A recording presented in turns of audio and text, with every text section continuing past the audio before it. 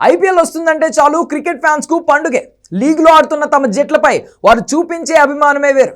స్వదేశీ విదేశీ star players పై ఎంతో ప్రేమ చూపిస్తారు. స్టేడియాలకు వచ్చి మద్దతు తెలుపుతూ నానా హంగామా చేస్తారు. ఇప్పుడు సోషల్ మీడియాలో కూడా తోడవడంతో ఫ్రాంచైజీలకు పబ్లిసిటీ మామూలుగా రావడం లేదు. తాజాగా సన్ రైజర్స్ హైదరాబాద్ ప్లేయర్స్ కు అభిమానులు పెట్టిన పేర్లు వైరల్ గా మారాయి. హైదరాబాద్ ఏరియాల పేర్లను పోల్చుతూ సోషల్ మీడియాలో రచ్చ చేస్తున్నారు అభిమానులు.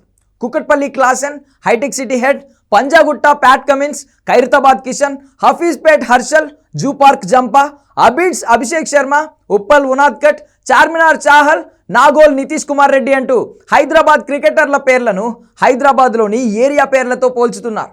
అదే సమయంలో సన్ రైజర్స్ హైదరాబాద్ జట్టు ఓనర్ కావ్య పాపను కూడా ఇదే తరహాలో పోల్చుతూ పోస్టులు పెడుతున్నారు.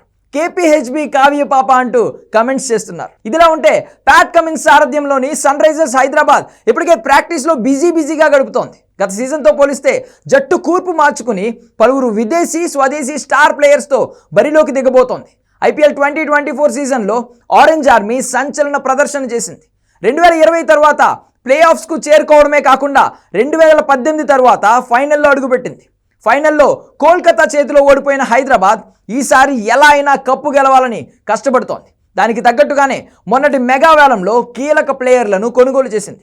ఇషాన్ కిషాన్, మహమ్మద్ షమి, రాహుల్ చాహర్ లాంటి కీలక ప్లేయర్లు కొత్తగా జట్టులోకి వచ్చారు. దీంతో హైదరాబాద్ జట్టు గతంలో కంటే బలంగా కనిపిస్తోంది.